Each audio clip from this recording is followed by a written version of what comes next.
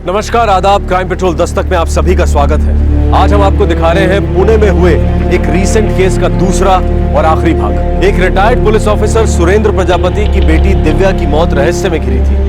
Pune crime branch ने किया इसका खुलासा। 17 जनवरी 2012 एक सिक्योरिटी एजेंसी में इंटरव्यू देने के बाद retired police officer Surendra Prajapati दोपहर 12:30 बजे अपने घर पहुंचते हैं, जो धनकवाड़ी पुणे में है। पहुंचते ही सुरेंद्र देखते हैं कि उनकी बेटी दिव्या मरी पड़ी है और उसका दुपट्टा उसके गले से लिपटा हुआ है। क्राइम साइट पर इन्वेस्टिगेशन के बाद पुलिस इस नतीजे पर पहुंचती है कि घर में कोई जबरदस्ती नहीं घुसा है, पर दिव्या का मोबाइल फोन और कबर्ड में रखे गए गहने मिसिंग। फिर भी स्थानीय पुलिस इस केस पर बहुत आगे नहीं बढ़ पाती और धीरे धीरे ये केस सुसाइड केस माना जाने लगता है। पर पीड़ित के पिता सुरेंद्र प्रजापति पुलिस कार्रवाई से संतुष्ट नहीं है। वो बार बार कमिश्नर ऑफ पुलिस से शिकायत करते हैं। कमिश्नर इस केस को जून 2012 में क्राइम ब्रांच के हवाले करते हैं। क्राइम ब्रांच इस केस में पूरे जोश के साथ कूद पड़ती है, ये साबित करने कि ये केस एक मर्डर केस है और तब तक है जब तक सुसाइड थ्योरी सिद्ध नहीं हो जाती। सुरेंद्र प्रजापति के शक का एकमात्र निशाना होता है रवि नायर, दिव्या का मंगेतर, जिसने दिव्या से 11 साल पहले शादी का वादा किया था और जो अभी तक नहीं निभाया। इस बात को लेकर दिव्या काफी डिस्टर्ब रहा करती थी, पर दिव्या की छोटी बहन धनश्री को यह आरोप बहुत अजीब लगता है, क्योंकि उसके हिसाब से रवि और उसकी मरहूम बहन दिव्या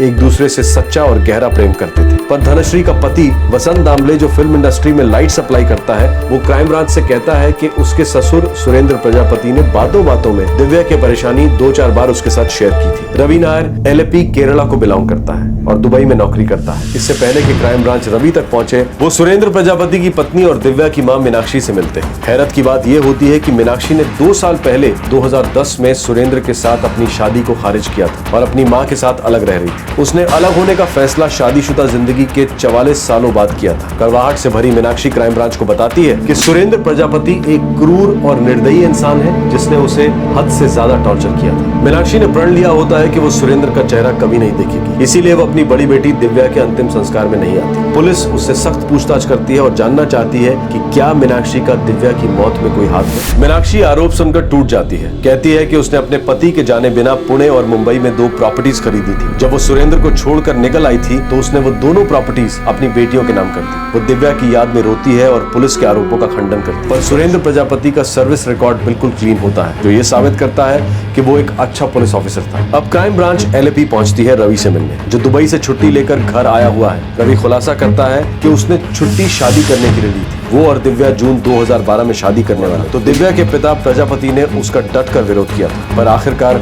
समय के साथ प्रजापति नरम पड़ गए और उन्होंने अपनी मंजूरी दे दी। लेकिन तब तक काफी समय निकल चुका था और इसी दौरान रवि को दुबई में नौकरी मिल गई। 11 साल के बाद अब जून 2012 में रवि और दिव्या की शादी होनी थी, पर जनवरी में ही दिव्या की मौत हो गई। पुलिस अब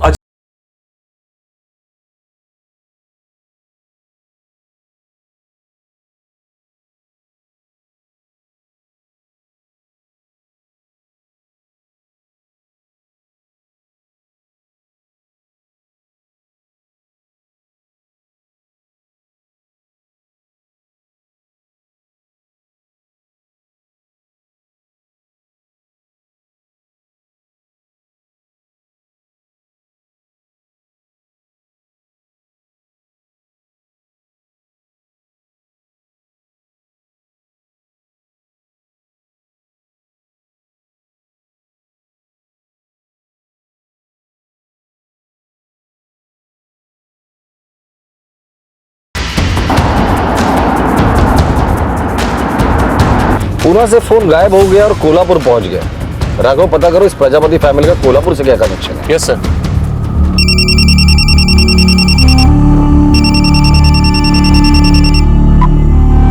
हेलो,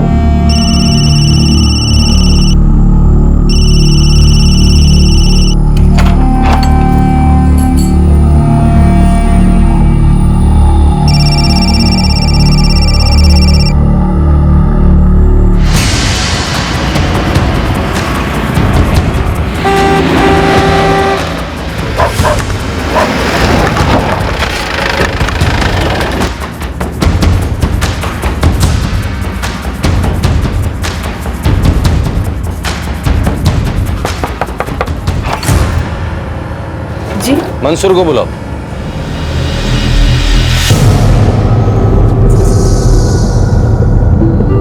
कहाँ मिला? मिला नहीं साहब, खरीदा, वो भी 3 दिन पहले।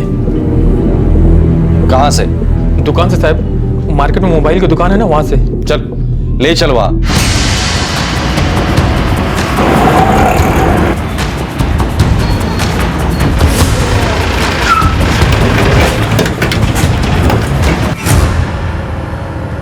हो साहब, मैंने ये पीस मंसूर भाई को बेचा था। ये पीस तुम्हारे पास कहां से आया गौतम? इसलिए असली मालकिन की मौत 6 महीने पहले हुई थी पूना में। देख गौतम, सच सच बता दे, वरना इस मोबाइल की तरह मैं तुझे खोलकर तेरे अंदर से सच निकालूंगा। देखो साहब, ये मोबाइल तो मेरे पास 6 महीने से पड़ा है। आया कहां से? पानी में से।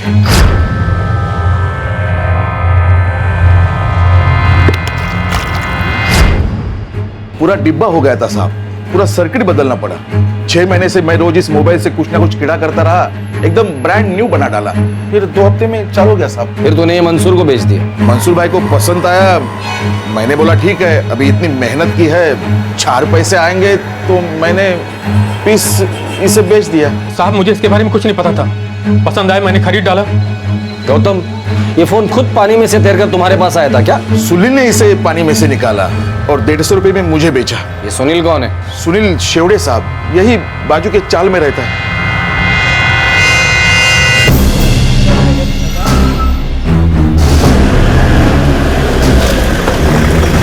साहब वो रहा सुनील।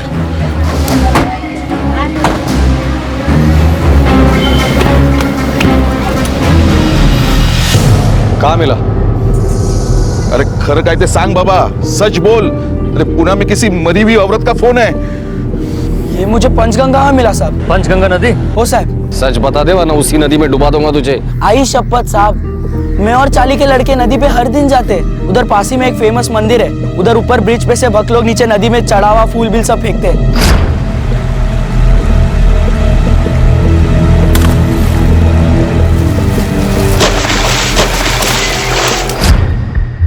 कभी बोले तो 4-6 महीने पहले की बात है। नहीं नहीं, उससे भी पहले, जनवरी के टाइम। लेकिन ये तेरे ही हाथ में कैसे आया? नसीब से साहब, ऊपर से बक लोग जो भी फेंकते हम लोग डुबकी लगाते, जो हाथ में लगा अपना रख लेते या बेच देते, 2 पैसा भी मिल जाता है साहब। मेरे हाथ में ये फोन आया।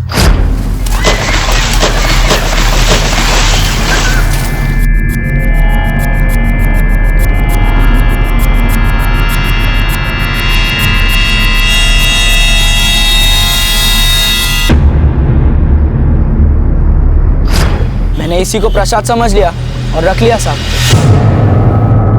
पुणे की दिव्या का मोबाइल इंस्ट्रूमेंट कोल्हापुर की पंचगंगा नदी में फेंका गया, ऊपर के ब्रिज से। अगर दिव्या ने आत्महत्या की होती तो वो 218 किलोमीटर दूर जाकर नदी में अपना मोबाइल फोन क्यों फेंकती? क्या दिव्या के पिता सुरेंद्र प्रजापति की थ्योरी सच साबित होने जा रही थी कि दिव्या का कत्ल किया गया था? सर, प्रजापति परिवार का कोई कोल्हापुर कनेक्शन नहीं है। वो लोग तो ये कह रहे हैं कि वो लोग कभी कोल्हापुर गए ही नहीं। और सर, 17 को दिव्या मरी, उस दिन सुबह फोन स्विच ऑन था और लोकेशन थी धनकवाड़ी पुणे की।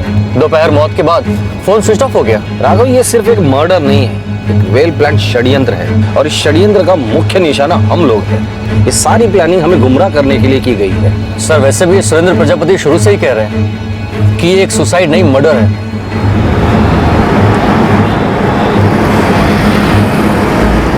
राघव, सुरेंद्र प्रजापति एक रिटायर्ड पुलिस ऑफिसर है, उन्होंने इस षड्यंत्र को सूंघ लिया था।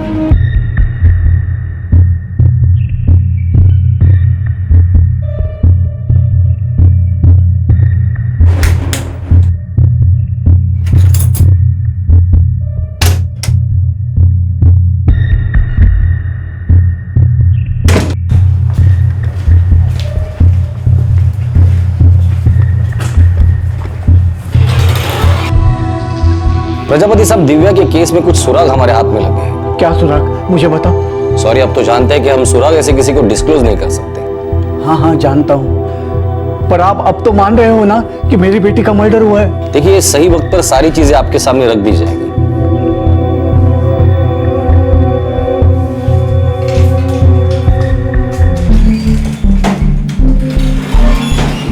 सर, कोल्हापुर के हर ज्वेलरी शॉप में खबरियों को रेड अलर्ट पर लगा दिया है। गुड। इस दिव्या के केस में कोल्हापुर के किसी बंदे का कोई ना कोई तो कनेक्शन जरूर है, बस वो हाथ लग जाए, ये केस क्रैक करके ही रहेंगे।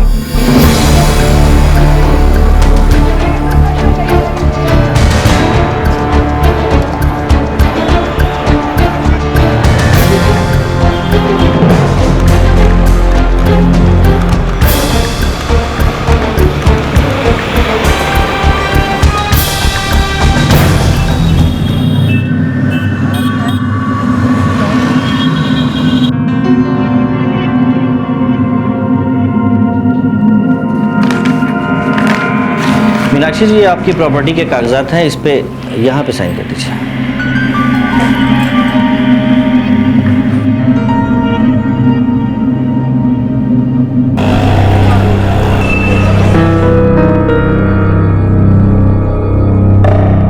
भाई ने दूसरा घर भी मेरे नाम पे ट्रांसफर कर दिया। धनश्री, सोच रहा हूँ अगर मीरा रोड का घर और पुणे का घर बेचकर हम लोग यहाँ कल्याण में नया घर खरीद लेंगे तो बाबा कहाँ रहेंगे? कहाँ रहेंगे मतलब? हमारे साथ। और कहाँ?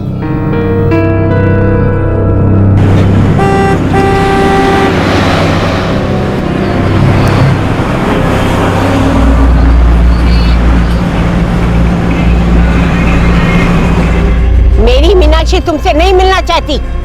मुझे भी कोई शौक नहीं आई साहब। वो मेरे घर के साथ खिलवाड़ कर रही है। बात तो मैं करके रहूंगा। बात करने के लिए बचा ही क्या है अब?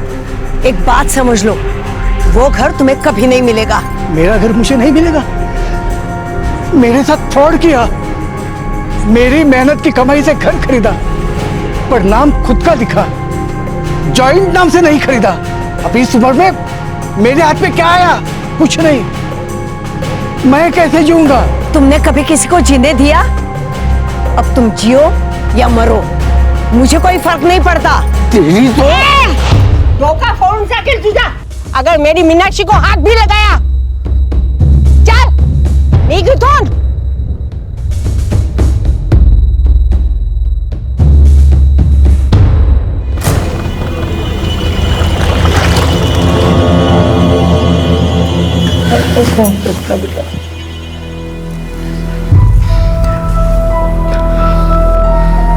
संभल के रवि, संभल के। आप भी अपना ख्याल रखना। जो हुआ वो बहुत बुरा हुआ, लेकिन तुम्हारे सामने सारी जिंदगी पड़ी है।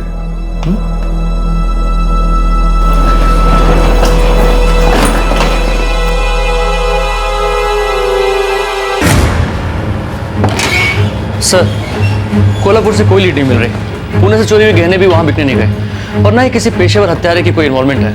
राघव, मर्डर की थियरी तो मानकर चल रहे, पर फ्रैंकली स्पीकिंग जितने भी सुराग मिले वो हमें गोल गोल चक्कर में सिर्फ भगा रहे हैं। सिन्नर, केरला, कोल्हापुर। सर, सुरेंद्र प्रजापति एक एक्स पुलिसमैन रह चुके हैं। हो सकता है उन्होंने षड्यंत्र को पहले ही भांप लिया हो, या ये भी हो सकता है कि ये वाकई एक सुसाइड केस हो, मगर सुरेंद्र प्रजापति इसे एक मनगढ़ंत मर्डर केस इमेजिन कर रहे हो। पूना से 218 किलोमीटर दूर कोल्हापुर पंचगंगा नदी में उसने किसी को मोबाइल फेंकने के लिए भेजा होगा, जबकि दिव्या का कोल्हापुर में जान पहचान का कोई नहीं है। नहीं राघव, वो एक्स पुलिसमैन है। वो अच्छी तरह से जानता है कि मोबाइल ट्रैकिंग अच्छे अच्छे क्रिमिनल्स को पकड़वा सकती है। मानता हूं सर, लेकिन 17 जनवरी 2012 को दिव्या का सेलफोन फेंका गया, ठीक उसी दिन जिस दिन दिव्या की मौत हुई। अब सुरेंद्र प्रजापति खुद तो सेलफोन फेंकने कोल्हापुर नहीं जा सकता, क्योंकि वो पूरा दिन लोकल पुलिस के साथ थे। दिव्या को मारने वाला कोई अनजान आदमी नहीं था, वरना दिव्या उसे घर के अंदर घुसने ही नहीं देती। मर्डर के दरमियान उसने फाइट बैक क्यों नहीं किया?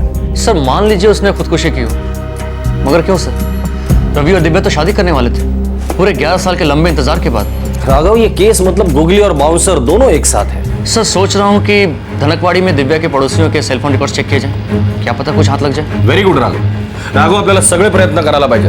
एक काम करो, Ganesh cooperative housing society Dhankawadi area के जितने भी मोबाइल टावर है सबको कांटेक्ट करना। 17 जनवरी 2012 के सुबह 10 बजे से लेकर 12 बजे तक जितने भी कॉल रिकॉर्ड है सबकी लिस्ट मांगा। पुणे और मीरा रोड के फ्लैट को लेकर पारिवारिक ड्रामा पूरे पीक पर था, लेकिन क्राइम ब्रांच की इन्वेस्टिगेशन टीम अभी तक किसी निष्कर्ष पर नहीं पहुंच पा रही थी। लेकिन पुलिस को बार बार यह महसूस हो रहा था कि उन्हें गुमराह किया जा रहा है, और इन्हीं सारे कंफ्यूजन में से पुलिस ने तहकीकात का एक नया मोर्चा खोला।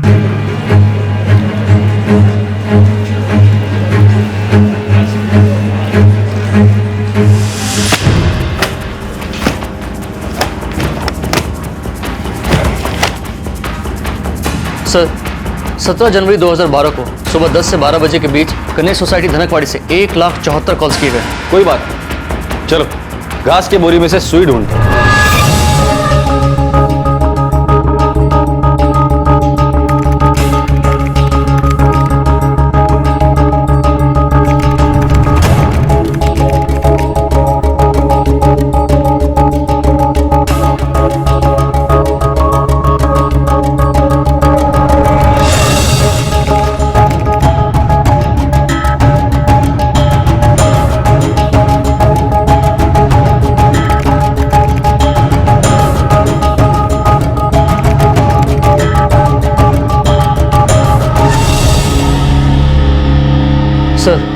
इन सारे कनेक्शंस में से एक भी कनेक्शन ऐसा नहीं है जो प्रजापति परिवार के किसी भी सदस्य से कनेक्ट होता हो। अगर ये मर्डर था तो ये हद से ज्यादा बारीकी से प्लान किया गया है। इन 57,000 सिम कार्ड में से 12 सिम कार्ड ऐसे हैं जो अगले दिन स्विच ऑफ हो गए, यानी 18 जनवरी 2012, दिव्या की मौत के ठीक अगले ही दिन। सर, ऐसा भी तो हो सकता है कि इन 12 सिम कार्ड में से शायद कोई हमारे काम का हो। इतने दूर आ ही गए तो 12 कदम और चल ही लेते।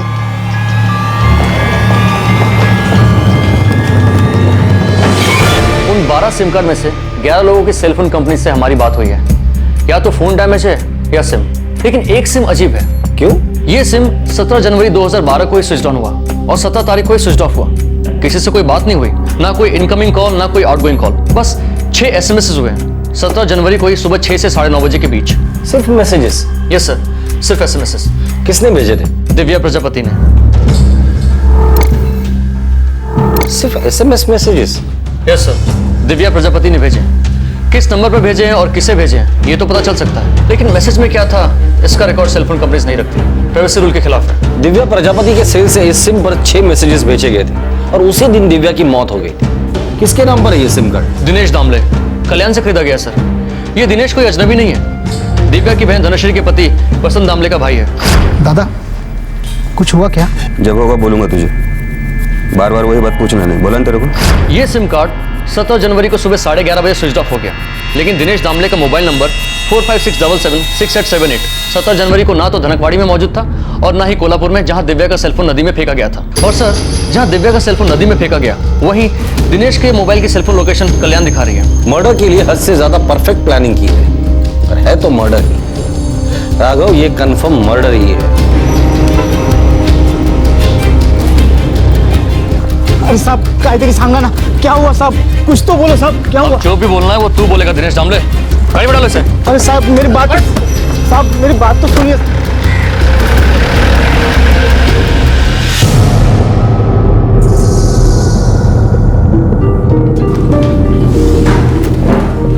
कोल्हापुर कहाँ है? बोल ना, कोल्हापुर कहाँ है? कोल्हापुर कहाँ है कोल्हापुर? अपने महाराष्ट्र में साहब। पुणे से कोल्हापुर तक का डिस्टेंस बोल। पता नहीं साहब। कैसे गया था? बस से गया था, टैक्सी से, या खुद की गाड़ी है तेरी? कहाँ साहब? ये पंचगंगा नदी, उसके ऊपर ब्रिज है। बस से कहाँ उतरा था या बस से ही फेंक दिया था? ये नदी में फेंका था ना? हाँ? बोल दामले, स्टोरी बोल, मुझे स्टोरी सुननी है और असली कहानी बोल। बोल दामले, बोल।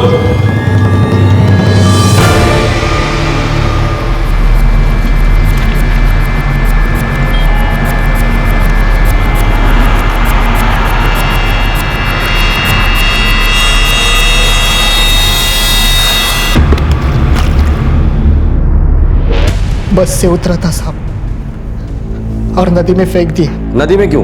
और वो भी कोल्हापुर की पंचगंगा नदी क्यों चुनी? कोल्हापुर क्यों? क्यों कोल्हापुर ही क्यों चुना? कौन है कोल्हापुर में? गहने कहाँ है? बता दामले, गहने कहाँ है? मेरे मामा के घर। मामा कहाँ है तेरा? कोल्हापुर। दिव्या को क्यों मारा? बता दामले, दिव्या को क्यों मारा? साहब, मैंने वही किया जैसा मुझे कहा गया था। किसने कहा था? बता, किसने कहा था? मेरे बड़े भाई वसंत दादा ने।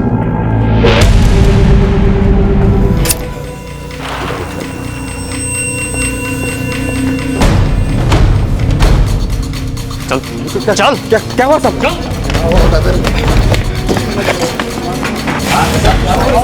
अरे चल, कुछ तो बता साहब, क्या हुआ? बताता हूँ। साहब। अरे क्या हो रहा है, कोई मुझे बताएगा? चलो जेल जाके पता चलेगा। अरे छोड़ो, मैंने किया क्या है? अरे कोई मुझे बताएगा?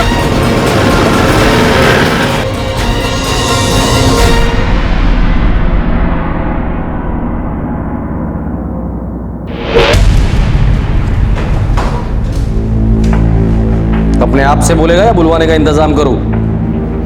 दिव्या को क्यों मारा? फटाफट बोल, दिव्या को क्यों मारा? मुझे इन सब के बारे में कुछ नहीं मालूम साहब, कुछ नहीं मालूम। तो तुम्हारी आई ने ऐसे ही अचानक से पूना वाला फ्लैट तुम्हारे नाम पे कर दिया? साहब, आई ने ऐसा क्यों किया मुझे नहीं मालूम, मुझे सच में कुछ भी नहीं मालूम।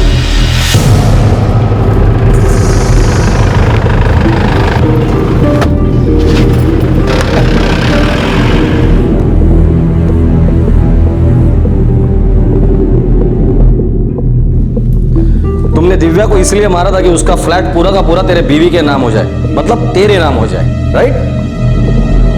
या और कोई वजह थी?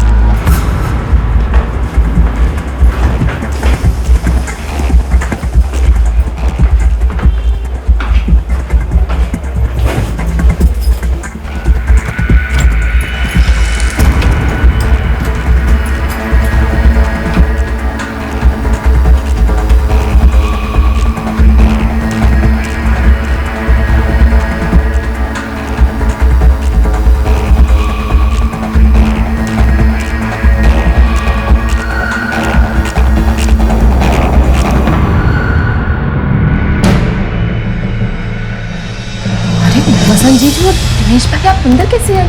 दिव्या तो कुछ बात करनी थी आपसे। हाँ पर आप अंदर कैसे आए? और तुम्हारे प्लान के मुताबिक मीनाक्षी जी ने फ्लैट तुम्हारी बीवी धनश्री के नाम पे कर दिया, राइट? मीनाक्षी जी, ये आपकी प्रॉपर्टी के कागजात हैं, इस पे यहाँ पे साइन कर दीजिए।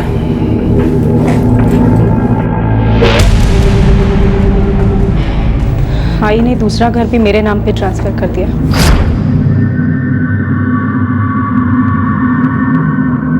पूरी प्लानिंग की गई है। पहले दिव्या को मार डालो, फिर उसकी सारी प्रॉपर्टी धनश्री के नाम ट्रांसफर करवा दो। आई तुझे शपथ, मुझे नहीं पता था कि वसंत इन सबके पीछे है।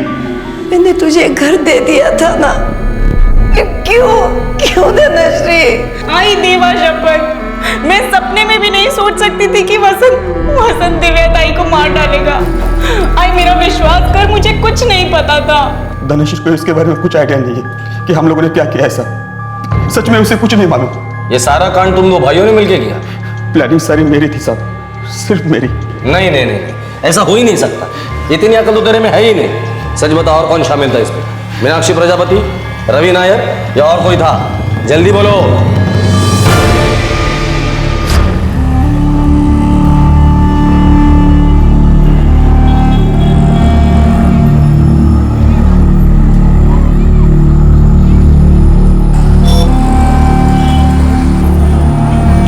ये घर के दरवाजे की और ये लॉकर की।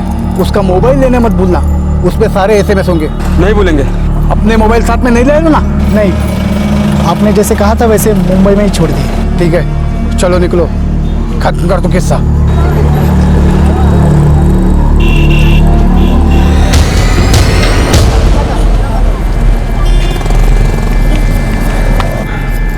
हो गया? हो गया। उसका मोबाइल ले लिया ना? हाँ ले लिया। चलो निकलो।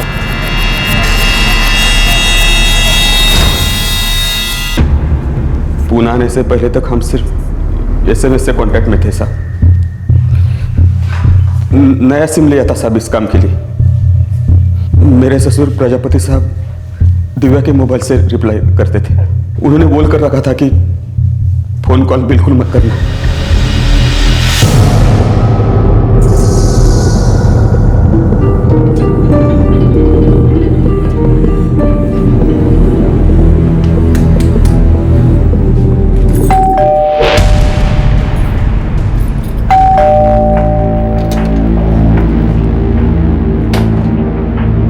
जयकर साहब, मैं आपके दफ्तर में आ रहा था। चलो अच्छा है प्रजापति साहब, साथ साथ चलते हैं। दरअसल हम भी आपको ही लेने आए हैं।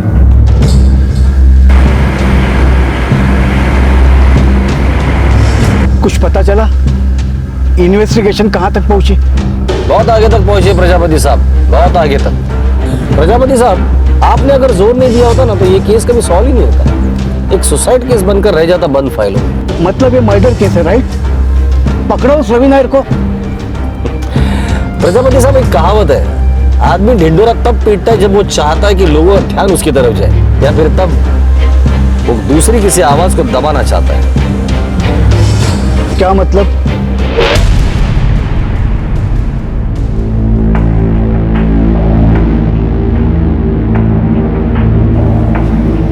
आपने अपनी ड्यूटी के दरमियान बहुत से लोगों से क्वेश्चनिंग की होगी, पर आज हॉट सीट पर आप खुद बैठेंगे आप मुझसे क्या सवाल करेंगे? हमें सिर्फ इतना बता दीजिए, आपने ढिंडोरा क्यों पीटा था? हमें पता है दिव्या का खून आपने ही किया था। हमारा सवाल सिर्फ एक ही है, क्यों?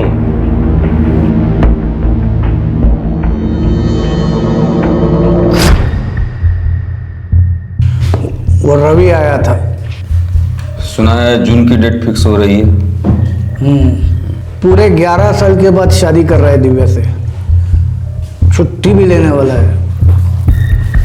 ससुर जी, बहुत दिनों से एक बात कीड़े की तरह दिमाग में घुस रही है, लेकिन सोच रहा हूँ बोलूं या नहीं बोलूं। अबे इतना बोला है तो बोल ही डाल, नहीं तो मेरे दिमाग में कीड़ा आ जाएगा कि साले क्या बात थी। दिव्या ताई की शादी हो गई तो उसके बाद आपका क्या होगा? क्या होगा यानी? जैसा हूं वैसे रहूंगा। कहाँ रहेंगे आप?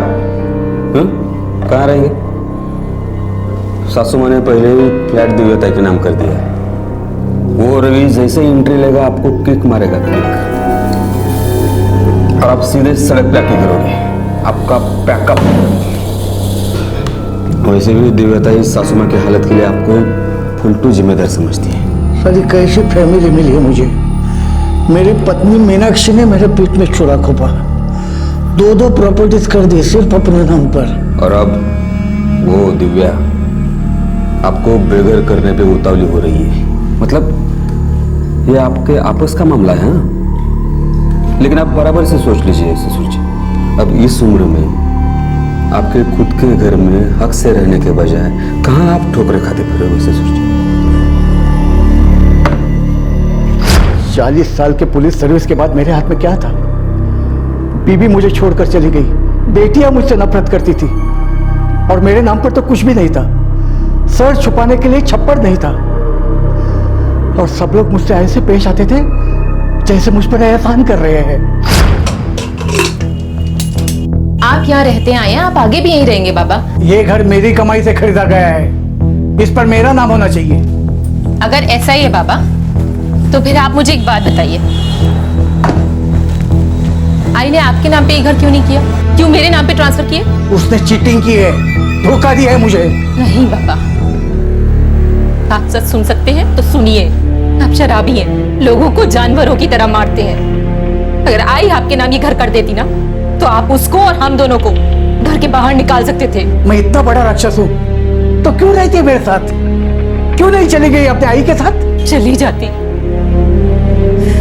लेकिन उसने साथ चलने के लिए नहीं कहा, क्योंकि आपने उसको इतना टॉर्चर किया कि उसके अंदर की ममता मर गई। जिंदा लाश बना के रख दिया था आपने। वो कभी महसूस ही नहीं कर पाई कि जो तकलीफ वो बर्दाश्त कर रही थी, वही तकलीफ हम भी झेल रहे थे। और इस सबके जिम्मेदार आप हैं बाबा, आप। चुप कर, नहीं तो एक लगाऊंगा कान के नीचे। हाथ उठाने के अलावा आप कर ही क्या सकते हैं बाबा?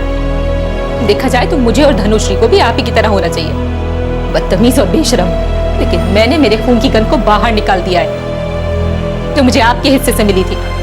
मैंने हमेशा आपको पिता का मान दिया है, देती हूँ और देती रहूंगी। आपको घबराने की जरूरत नहीं है। आप इस घर में आराम से रह सकते हैं, कोई नहीं निकालेगा आपको।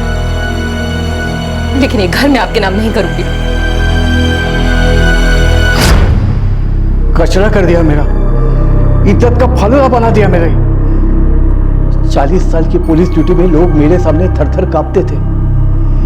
मेरा नाम सुनते ही गुनाहगार अपने गुनाह कबूल करते थे। और यहाँ देखो, एक मामूली मुजरिम की तरह मैं खड़ा था अपने ही बेटी के सामने, और उसकी हिम्मत देखो, मेरी गलतियां निकालती थी और मुझे कहती थी मेरे घर पर मेरा कोई हक नहीं है।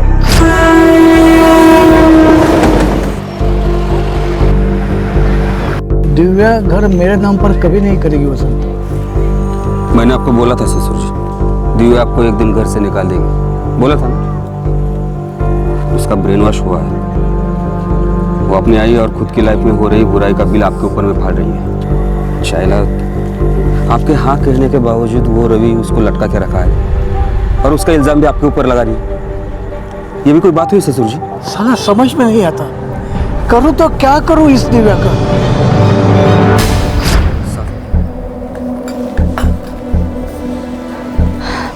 आहो, वैसे तो हम लोग यहाँ पर मजे में हैं, पर जब कभी ऐसा लगा कि यहाँ जम नहीं रहा तो हम लोग मीरा रोड वाले घर में जाकर रहेंगे। अपना ही तो है, मस्त है ना? खाएगा मस्त है हाँ? तेरी आई ने दिव्या को 2 BHK दिया और तुझे सिर्फ 1 BHK। हंसा काय बोलता है? दिव्या ताई बड़ी है ना मुझसे। हाँ, तू छोटी है, औकात से भी छोटी है, लेकिन तेरी जरूरतें बड़ी है।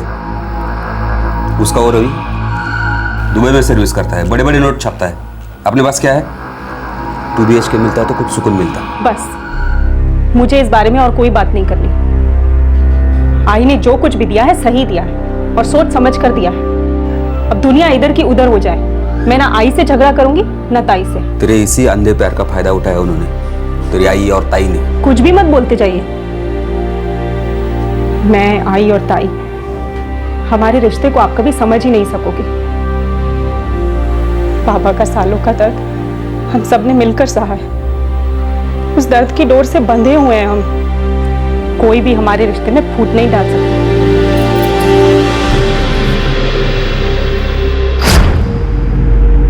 ससुर जी, घर हाथ में आने का एक ही तरीका है। बोल तो। देखिए, सासू माँ तो आपका मुंह तक देखना नहीं चाहती। घर ट्रांसफर करने का सवाल ही पैदा नहीं होता। और दिव्या आपकी बेटी होने के बावजूद दुश्मन से बदतर पेश आती है। वो घर कभी ट्रांसफर नहीं करेगी। हाँ, अगर धनश्री के नाम पर घर होता तो आंख मूंद कर ट्रांसफर कर देते, और इसमें मैं आपको फुल कोऑपरेशन देता। लेकिन जब घर धनश्री के नाम पर है ही नहीं तो इन सारी बातों का क्या फायदा? घर धनश्री के नाम हो गया तो? वो कैसे हो सकता है? अगर दिव्या नहीं रहेगी तो सासू माँ धनश्री के नाम पर घर ट्रांसफर कर देगी और धनश्री से डायरेक्ट आपकी झोली में। दिव्या नहीं रहेगी? दिव्या नहीं रहेगी का क्या मतलब? कहाँ जाएगी वो? ससुर जी, आप इतने साल पुलिस में रहे हैं, कुछ तो सोचिए, कुछ तो तोड़ निकालिए। मैं हूं ना आपके साथ।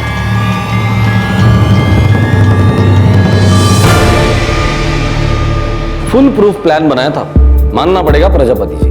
और वो जोर जोर से चिल्लाना कि ये सुसाइड नहीं मर्डर है, वो तो मास्टर स्ट्रोक था आपका। इससे तो जिंदगी भर आपका कोई शक ही नहीं कर पाता। एक रिटायर्ड पुलिस ऑफिसर होने के बावजूद आपने इतना बड़ा और भयानक गुनाह किया और बाकी गुनहगारों की तरह एक बेसिक सच्चाई भूल गया। Crime never page, never. आज तक इस दुनिया में कोई भी परफेक्ट क्राइम नहीं हुआ है और ना ही कभी होगा।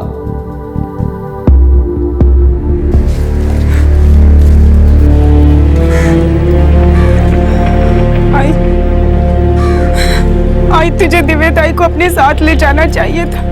क्यों नहीं ले गई उसे अपने साथ? क्यों आई? बहुत बड़ी भूल हो गई मुझसे। खूब मोटी चूक झालेगा।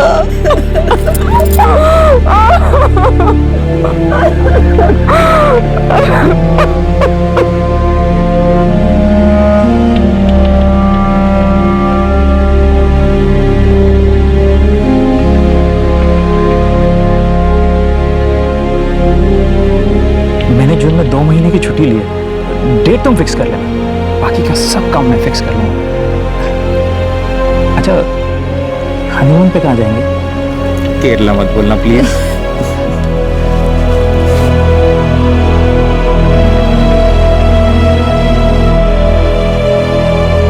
एक बाप इतना इनसिक्योर हो गया था कि उसने अपनी ही बेटी को मरवा दिया। उस बेटी को जो जल्द ही अपने प्रेमी के साथ शादी करके अपने नए जीवन की शुरुआत करने वाली थी। एक बाप जो कभी अपनी पत्नी और अपनी बेटियों के साथ किसी भी तरह के स्नेह और इज्जत का रिश्ता नहीं जोड़ पाया और अपने जीवन के संध्या काल में अपने सर से छत छिन जाने के डर से एक बहुत बड़ा जुर्म कर बैठा। अपनी सालों की प्रोफेशनल ट्रेनिंग के सहारे एक परफेक्ट क्राइम करने निकल पड़ा। परफेक्ट क्राइम एक मिथ्या है। मुजरिम चाहे जो भी कर ले, लेकिन चोरी पकड़ी ही जाती है। फिर प्लान चाहे जो भी बनाए, चाहे वो कानून का रखवाला हो या बागी हो, जुर्म से कभी किसी को लाभ नहीं होता। Retired police officer Surendra Prajapati, उसका दामाद वसंत दामले और वसंत का भाई दिनेश दामले फिलहाल पुलिस कस्टडी में है। सुरेंद्र प्रजापति ने बार बार इन्वेस्टिगेशन के लिए जोर दिया ताकि पुलिस गुमराह हो जाए, ये केस कभी हल न हो पाए और अनसॉल्व केसेस की फाइल में हमेशा के लिए गुम हो जाए। लेकिन ऐसा नहीं हुआ। जनवरी 2012 में जुर्म हुआ और नवंबर 2012 में मुजरिमों को बेनकाब किया गया। पूरे 10 महीने लगे इस केस में, लेकिन ये केस अनसॉल्व नहीं रहा। कुछ लोगों को यह भी लग सकता है कि अगर प्रजापति चुप रहता तो शायद कभी सच सामने ही नहीं आता और ये एक सुसाइड केस माना जाता और फाइल क्लोज हो जाती, लेकिन ऐसा नहीं होता।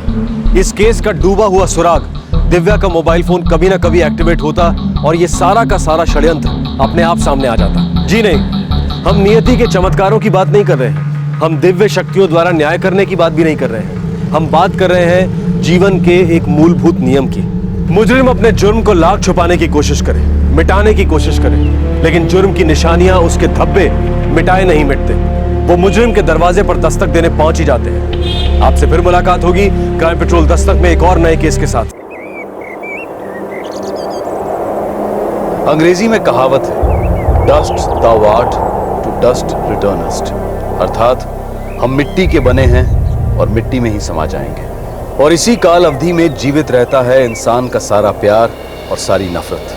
भावनाओं के ये खेत उसी जमीन पर लहराते हैं जो प्रकृति मां मनुष्य को भेंट स्वरूप देती है।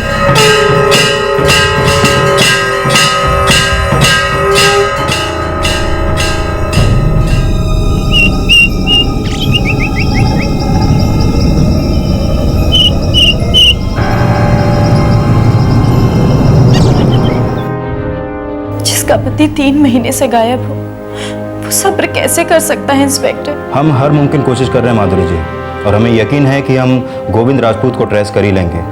लेकिन आपको भी थोड़ा समझना चाहिए कि अगर अपनी मर्जी से कोई कहीं चला जाता है तो हमारे लिए काम दोगुना मुश्किल हो जाता है।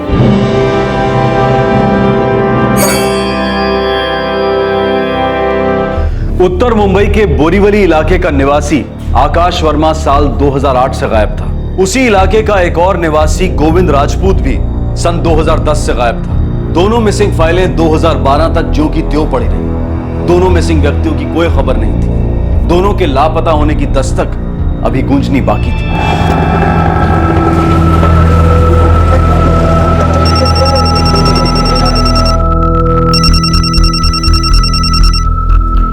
Hello, mister Datta, Mansukhani here. बोले मिस्टर मनसुखानी। मिस्टर दत्ता, जो प्लॉट आपको मखीजा बेचने की कोशिश कर रहा है वो अंडर लिटिगेशन है। मेरे परमिशन के बिना वो जमीन बिक नहीं सकती। अगर आपने मखीजा के साथ कोई भी डील की है तो वो आप अपने रिस्क पर कर रहे हैं। एक मिनट, मेरी बात सुनिए। मुझे आगे कुछ नहीं सुनना। मेरी ड्यूटी थी आपको इन्फॉर्म करना, सो कर दिया। आगे आप देखिए।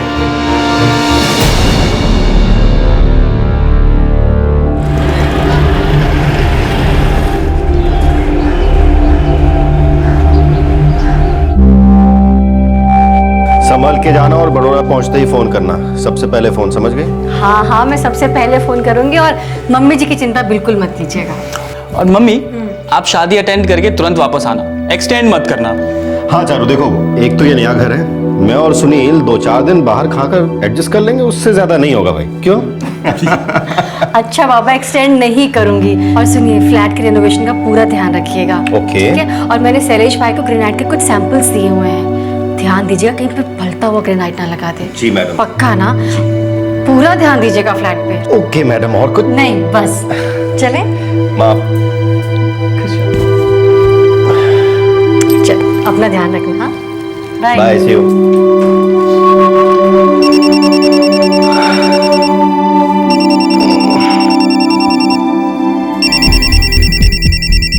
हाँ नीरव, बोल। राजेश, अर्जेंट मिलना है। 12 बजे ठीक रहेगा? हाँ, मिल सकते हैं। कुछ खास बात हुई क्या? हाँ, कांदीवली हाईवे के पास जो नया रेस्टोरेंट है ना, स्पाइस कोर्ट, वहीं पे मिलते हैं। मुझे मलाड में काम भी है। ठीक है, 12 बजे मिलते हैं। क्या हो पापा, कोई टेंशन है? नहीं, कुछ नहीं।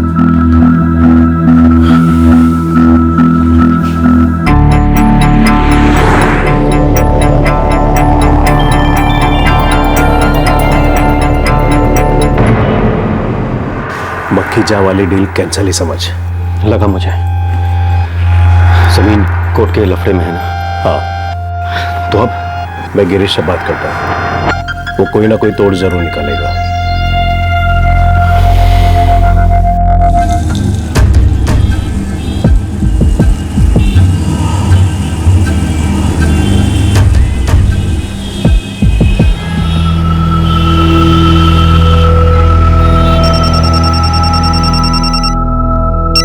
अरे इस समय कौन है? मैं देखती हूँ। निर्मला, कोई ब्रोकर हो ना तो कहना जगदीश भाई खाना खा के सो गए। राजेश का फोन है। हाँ राजेश बोल। हाँ जगदीश गनत्रा। कौन बोल रहा है? ये आपके भाई राजेश गनत्रा का एक्सीडेंट हो गया है। क्या? कहाँ? महालक्ष्मी। आप कौन बोल रहे हैं? मैं सड़क से गुजर रहा था जब आपके भाई का एक्सीडेंट हुआ। उन्होंने मुझे फोन दिया और कहा कि मेरे भाई जगदीश गनत्रा को इन्फॉर्म कर दो। राजेश कहाँ है? कैसा है वो? बैटरी बहुत लो है। हेलो हेलो राजेश, मुझे चोट तो नहीं आई ना? Hello hello. अरे क्या हुआ? राजेश का एक्सीडेंट हो गया है। हे भगवान। महालक्ष्मी में, और जिसने फोन किया उससे ज्यादा बात नहीं हो पाई, कह रहा बैटरी डाउन हो रही है। राजेश भाई कहाँ हैं, कैसे हैं? आप जाके देखिए ना। मैं तुरंत निकलता हूँ, तुम कमलेश को फोन करके बताओ। हाँ मैं करती हूँ। हेलो।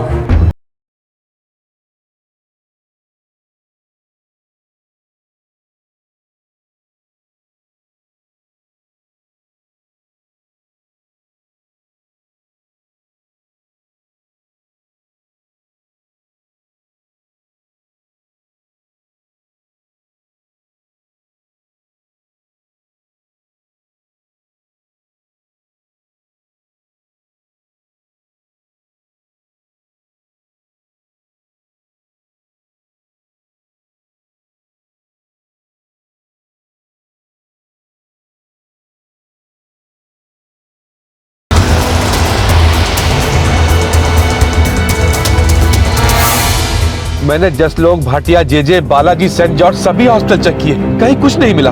जगदीश भाई, मैंने ब्रीच कैंडी, सैफी और बॉम्बे हॉस्पिटल छान मार लिया। महालक्ष्मी का कोई भी एक्सीडेंट केस वहां नहीं आया है। मैं ट्रैफिक पुलिस को कांटेक्ट करता हूँ। हाँ मैं सुनील को फोन करता हूँ। हाँ तुरंत करो।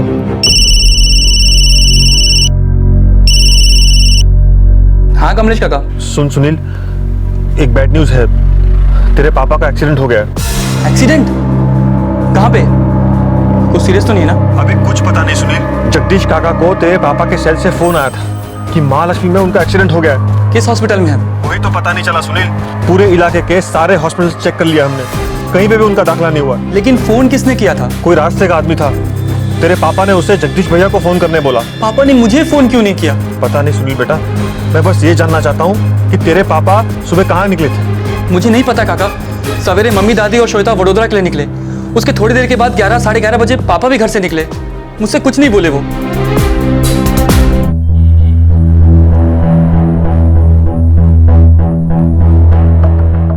नहीं साहब, महालक्ष्मी जोन से कोई भी इनोवा के एक्सीडेंट केस रिपोर्ट नहीं हुई है। ठीक है, तो आप बता रहे थे कि आपका भाई राजेश गनात्रा बोरीवली में रहता है। हाँ साहब, रात 8:30 बजे उस आदमी ने राजेश के फोन से मुझे फोन किया था और उसके बाद से उसका फोन स्विच ऑफ आ रहा है। अभी तो 11 बजे हैं। अगर मैं आपकी जगह होता तो बोरीवली पुलिस स्टेशन में उसकी मिसिंग रिपोर्ट दर्ज कराता।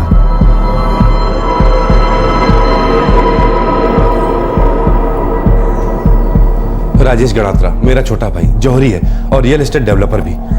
मेरे डैड सुबह 11:30 बजे घर से निकले। कहाँ से? हमारे कांदीवाली वाले घर से। आपने तो कहा बोरीवली रहते हैं? जी बोरीवली रहते हैं, लेकिन इस समय उस घर में रिपेयरिंग का काम चल रहा है और कांदीवाली वाले घर में इस समय ये लोग किराए पे रह रहे हैं। आपको एक्सीडेंट वाला फोन आया 8:30 बजे? हाँ इंस्पेक्टर। आप कहाँ रहते हैं मिस्टर जगदीश? परेल में। कॉल करने वाले ने कहा कि एक्सीडेंट महालक्ष्मी में हुआ है। इससे पहले मैं कुछ और पूछ पाता, वो बोला कि बैटरी डाउन हो रही है और फिर फोन कट गया।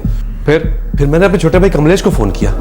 सर हम दोनों ने साउथ मुंबई का हर हॉस्पिटल छान मारा, राजेश भाई कहीं भी एडमिट नहीं हुए थे। फिर मैंने सुनील को फोन किया ये पता करने के लिए कि राजेश भाई सुबह कहाँ के लिए निकले थे। इंस्पेक्टर साहब, हम ट्रैफिक हेडक्वार्टर्स भी जाके आए, लेकिन वहां भी कोई एक्सीडेंट केस रजिस्टर हुआ ही नहीं था। सुबह तक वेट करते हैं। हो सकता है जिसने भी कॉल किया हो उसने गलती से महालक्ष्मी बोला हो या फिर आपने गलत सुना हो।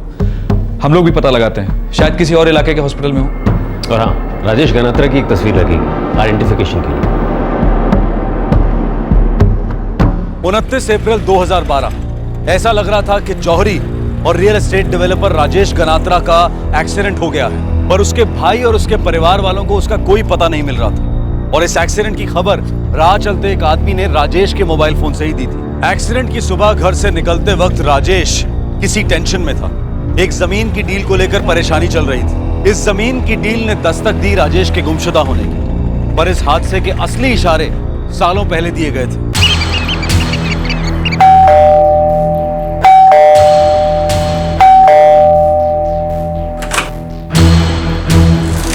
क्या हुआ? राजेश कहाँ है?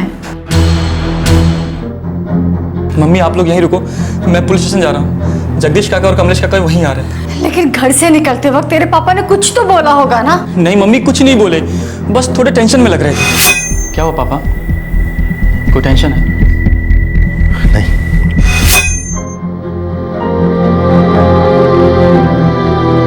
हम राजेश के ऑफिस भी गए थे, लेकिन कल वो ऑफिस गया ही नहीं था।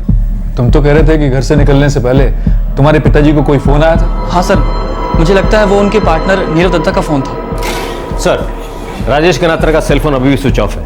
उनको लास्ट कॉल आया था किसी नीरव दत्ता से 11:25 पर। सर 12 बजे कहीं मिलने की बात हो रही थी किसी रेस्टोरेंट में। राजेश गनात्रा ने लास्ट कॉल 444-786-789 पर किया था। किसका नंबर है? कोई गिरीश चौबे सर।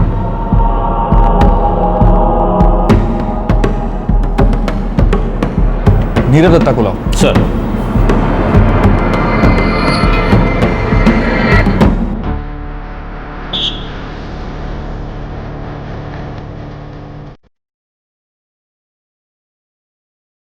जी हाँ, मैं और राजेश बिजनेस पार्टनर हैं। लास्ट कब मिले थे?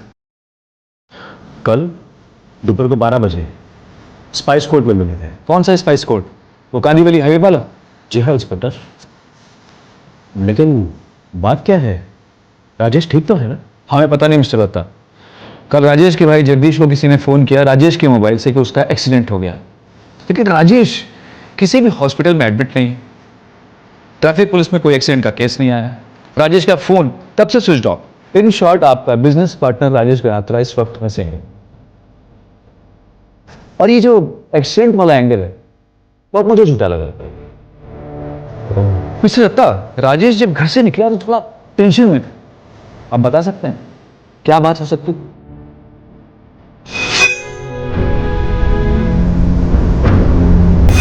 मैं और राजेश एक प्लॉट खरीदना चाहते थे विरार के पास। एक बिल्डिंग बनाने का प्लान था। उस जमीन को लेकर हमारी बात इतनी आगे बढ़ चुकी थी कि जब पता चला कि वो जमीन लिटिगेशन में है, कोर्ट में ये गिरीश चौबे कौन है? मैं गिरीश से बात करता हूँ, वो कोई ना कोई तोड़ जरूर निकालेगा। गिरीश मेरे और राजेश की तरफ से उस जमीन के लिए पार्टी से बात कर रहा था। रियल एस्टेट डीलर है।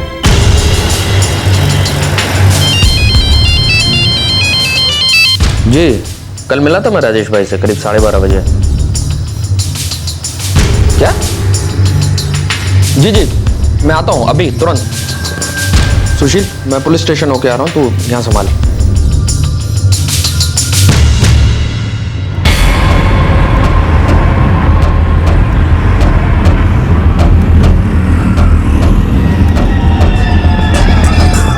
जी हाँ सर, मिला था मैं कल राजेश भाई से। कहाँ और कब? सर कांदीवली ईस्ट में स्पाइस कोर्ट रेस्टोरेंट है, करीब 12:30 बजे वहाँ पर। कितनी देर के लिए मिले थे? यही कोई 15-20 मिनट। उसके बाद राजेश कहाँ गया? पता नहीं सर, वो अपने रास्ते गए, मैं अपने रास्ते। मुझे लगा वो अपने ऑफिस गए होंगे, कांदीवली वेस्ट में उनका ऑफिस है। नहीं, वो अपने ऑफिस नहीं गया था। फिर पता नहीं सर, लेकिन बड़ी अजीब सी बात है। तुम राजेश गनात्रा के लिए लैंड डील कर रहे थे? जी। क्या डील थी और उस दिन तुम दोनों में क्या बात हुई?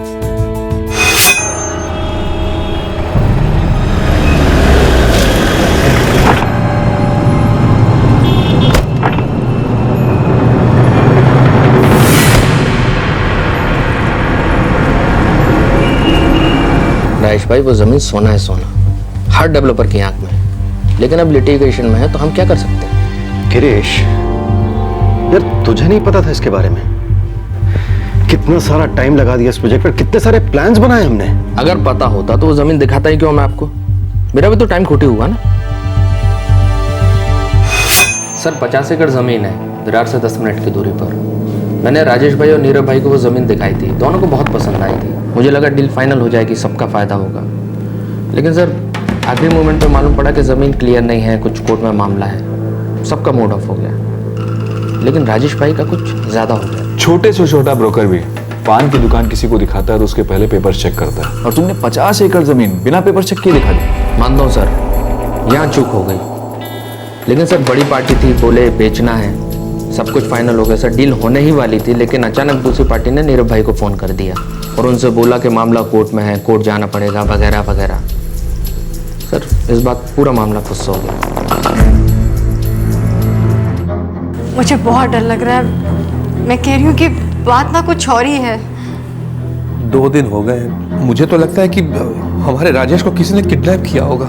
लेकिन किडनैप किया होता तो पैसों की मांग करते ना अब तक। ये कुछ दिनों से ना काफी परेशान थे, बहुत चिड़चिड़े भी हो गए थे, कभी कुछ बताया ही नहीं कि बात क्या है। अब मेरे भी समझ में नहीं आया कि इन्हें टेंशन किस बात की है। देखो मैंने कहा ना मुझे नहीं पता, और मुझे इससे कोई फर्क भी नहीं पड़ता है। अरे मेरी गलती कहाँ है? मेरे तो लेने के देने पड़ गए ना। सुनो सुनो सुनो, नुकसान मेरा हुआ और मैं तुम्हारी सुनूं? क्या समझ रखा है तुमने मुझे? रखो।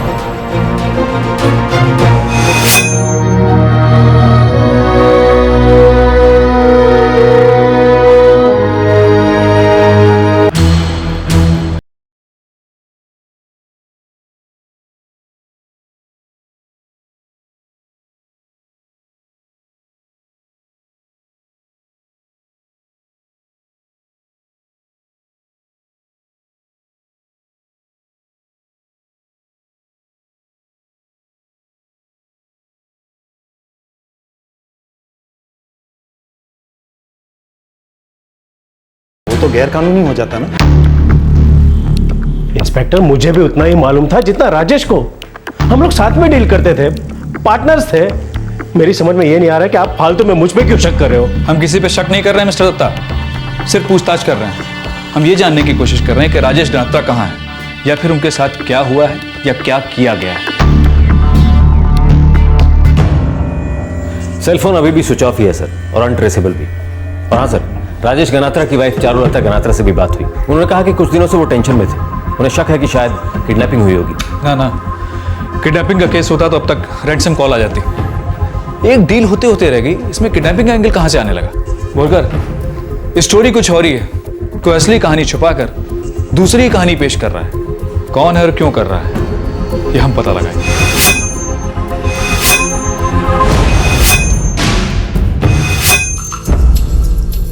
वर्कर, राजेश गनात्रा की हर बैंक अकाउंट सभी डिटेल टेबल पे चाहिए। Jewellery business, real estate business, धंधे की छोटी से छोटी डिटेल सभी चाहिए मुझे। Yes sir. एक लैंड डील नहीं हुई और बंदा ही गायब हो गया, तो कुछ लोचा है। 1 हफ्ता निकल गया, राजेश गनात्रा के गायब होने के केस में कोई लीड नहीं मिला था। कोई अंदाजा नहीं मिल रहा था कि उसके साथ क्या हुआ था। और फिर अचानक पुलिस के सामने 2 बड़े सुराग आ गए। ये दोनों सुराग राजेश गनात्रा के उस फ्लैट से मिले थे जिसका रेनोवेशन हो रहा था, और राजेश के बैंक ट्रांजैक्शन ने भी पुलिस के कान खड़े कर दिए।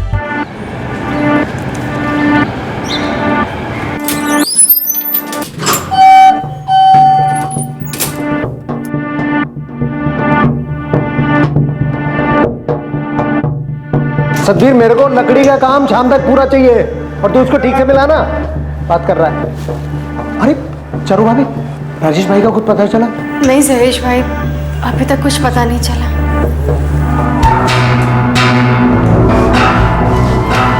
हाथ चलाना क्या कर रहा है?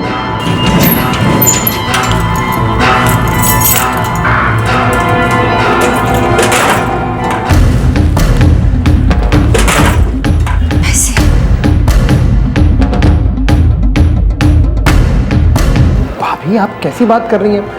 मेरा कोई कारीगर जाके अलमारी कैसे खोल सकता है? लेकिन आपके राजेश भाई ने 2 लाख रुपए कैश रखे थे अंदर, और वो गायब है अभी। भाभी, ये लोग मेरे साथ सालों से काम कर रहे हैं, और मैं इनको अच्छी तरह से जानता हूँ।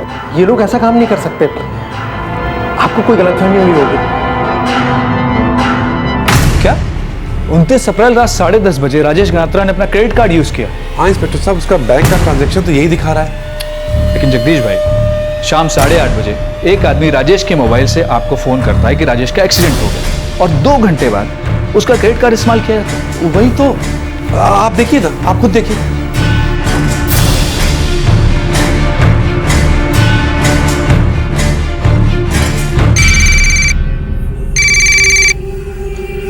हाँ चारू, बोलो। क्या?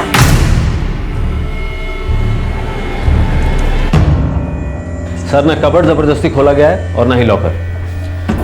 इस कबर्ड की और लॉकर की एक एक्स्ट्रा चाबी है जो राजेश के पास है। Right miss Ganatra? जी इंस्पेक्टर। 29 अप्रैल 2012 राजेश के सेल से एक अज्ञात आदमी फोन करता है 8:30 बजे, और जगदीश भाई को कहता है कि राजेश का एक्सीडेंट हो गया। और 10:30 बजे दहिसर ईस्ट की कपड़े की दुकान में राजेश का क्रेडिट कार्ड स्वैप किया जाता है। और अब हमें पता चल रहा है कि उसके फ्लैट से 2 लाख रुपए गायब। लॉकर तोड़ा नहीं गया, बल्कि चाबियों का इस्तेमाल हुआ है।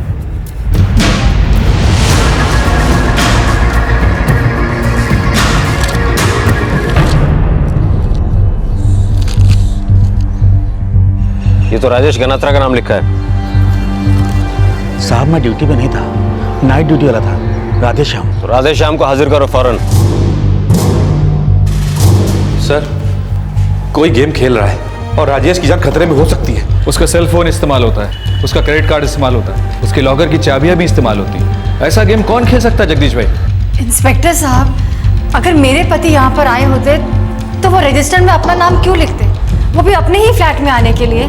और इस रजिस्टर में जो हैंड राइटिंग है वो मेरे हस्बैंड की नहीं है। चाबियां किसी और के पास भी हैं। साहब राधे श्याम 29 तारीख को ड्यूटी पर यही था साहब। राधे श्याम, राजेश गनात्रा अपने ही फ्लैट में जाने के लिए रजिस्टर में एंट्री क्यों करेगा? नहीं साहब, जब तक मैं ड्यूटी पर था राजेश साहब आए नहीं। तो फ्लैट में कौन गया था? वो बोले कि कॉन्ट्रैक्टर हैं।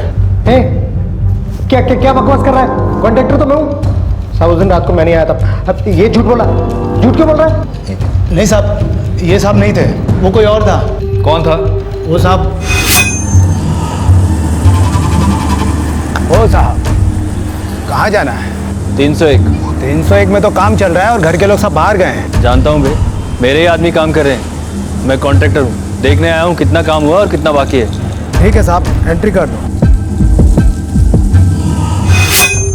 उसने जो नाम लिखा, नंबर लिखा, वो तुमने चेक नहीं किया? नहीं साहब, चेक नहीं किया, गलती हो गई साहब।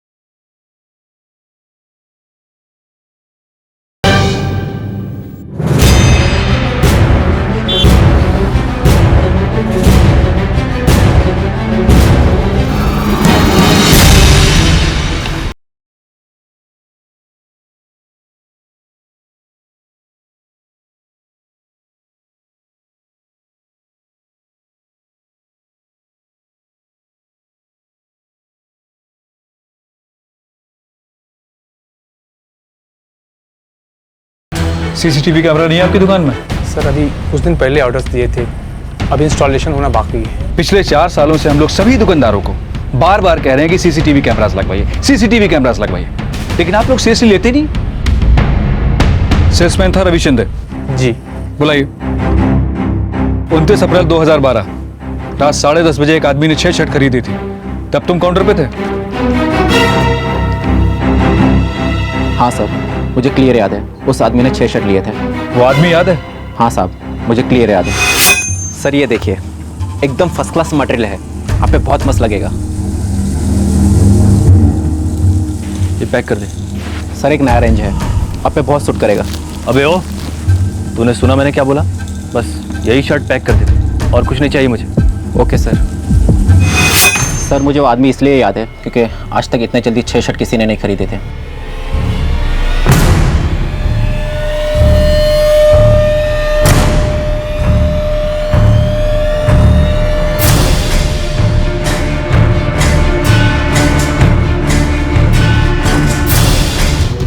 हाँ साहब, यही फेस कट था और बाल भी।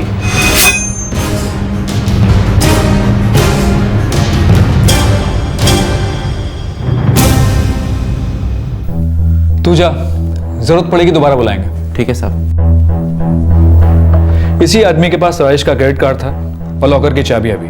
और सर फुल चांस है कि इसी आदमी के पास राजेश का मोबाइल भी हो और वो अज्ञात फोन भी इसी ने किया होगा। मतलब ये कि या तो राजेश इसकी हिरासत में है, जबरदस्ती कहीं छुपा रखा है, या इस आदमी ने राजेश के साथ कुछ कर दिया है, या किसी के कहने पर कुछ कर रहा है और हमको गोल गोल घुमा रहा है।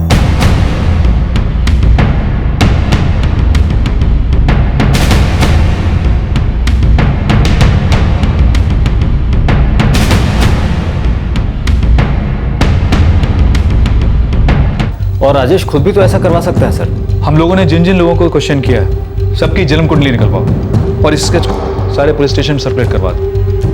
कोई कमीना हम पर बाउंसर पे बाउंसर डाल रहा है।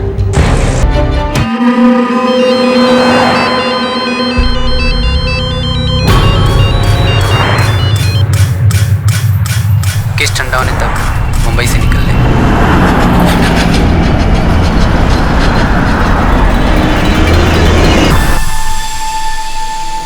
चारू कुछ तो हिंट दिया होगा, क्या टेंशन क्या थी? कुछ नहीं पता भैया, सच बता रही हूँ, कुछ भी नहीं पता। ये विरार वाली जमीन को लेकर टेंशन हुआ था ना? सुनो सुनो सुनो, नुकसान मेरा हुआ और मैं तुम्हारी सुनो। क्या समझ रखा है तुमने मुझे? रखो। हाँ काका, काका आप नीरव अंकल से बात कीजिए ना। हाँ काका, उस सुबह भी पापा नीरव अंकल से यही बात कर रहे थे और उनसे बात करने के बाद फोन से मिलने के लिए निकल पड़े। मुझे लगता नहीं कि किसी ने किडनैपिंग की है। अगर ऐसी कोई बात होती तो अब तक फोन आ जाता कि इतने लाख दो वगैरह। मैं नीरव से बात करता हूँ, मुझे लग रहा है कि वो कुछ छुपा रहा है।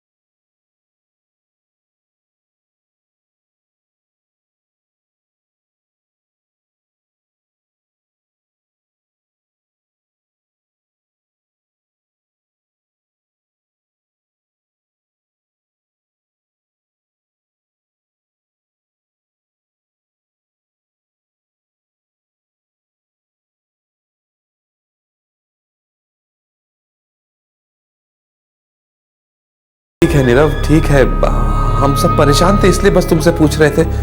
एक हफ्ता हो गया है हमारे राजेश को गायब हुए, उसका कुछ अता पता नहीं है।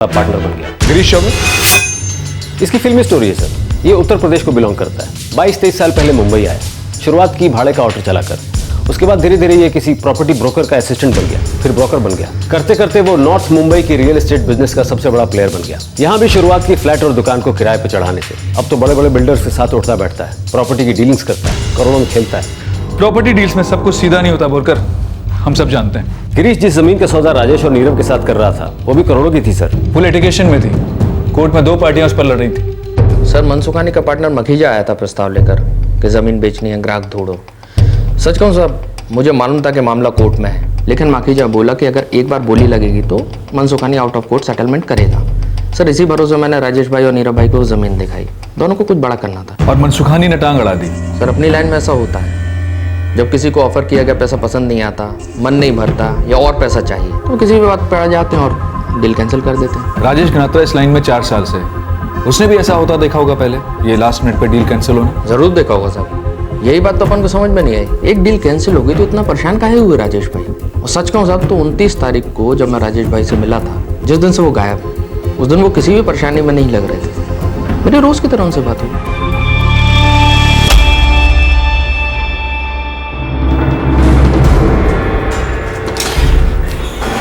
सर स्केच पे अभी तक कोई रिस्पॉन्स नहीं है। लगता है किसी ने उस आदमी को अलर्ट कर दिया। ऐसा कोई जिसका राजेश गनात्रा के गायब होने में हाथ है। सेल फोन अभी भी स्विच ऑफ है सर। 6 शर्ट्स खरीदता है जल्दी में, 2 लाख रुपए कैश चुराए, लॉकर चाबी से खोला, और अभी तक हमारे पास कोई मौका आरोपी नहीं है, सस्पेक्ट तक नहीं है।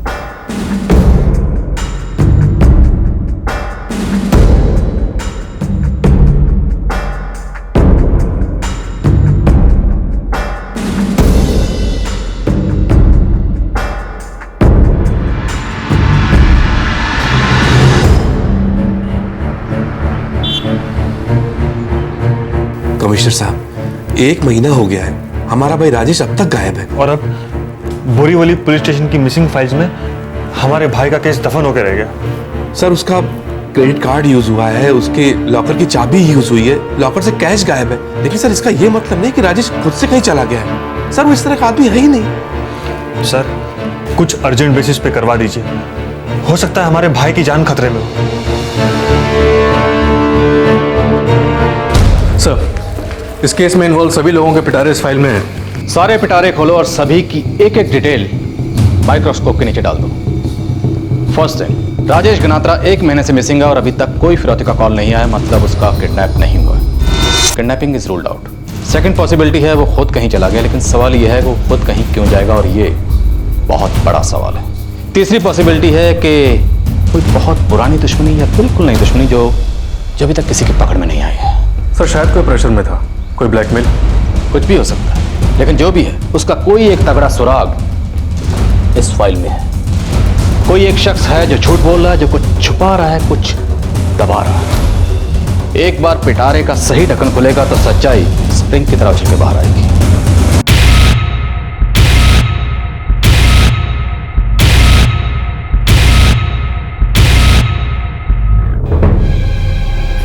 क्या हुआ पापा, कोई टेंशन है?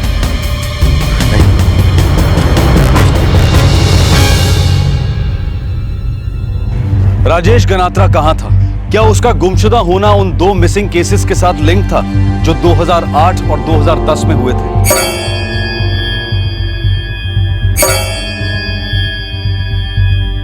कहीं ऐसा तो नहीं था कि किसी को लोगों को गायब करने की लत लग गई थी, कोई विकृत सुकून मिलता था उसे? राजेश गनात्रा का cell phone, credit card, under renovation घर की चाबियां, उसके कबर्ड और लॉकर की चाबियां, ये सभी चीजें इस्तेमाल हुई थी। अब इस केस की चाबी वो अनजान शख्स था जिसने इन सभी चाबियों का इस्तेमाल किया था। कल रात क्राइम ब्रांच इस केस का खुलासा करेगी और कल रात 11 बजे राजेश गनात्रा के गायब होने के केस में कुछ गड़े मुर्दे उखड़ेंगे। इस तरह के और भी एपिसोड देखने के लिए हमारे चैनल को सब्सक्राइब करें और बेल आइकन दबाना ना भूलें।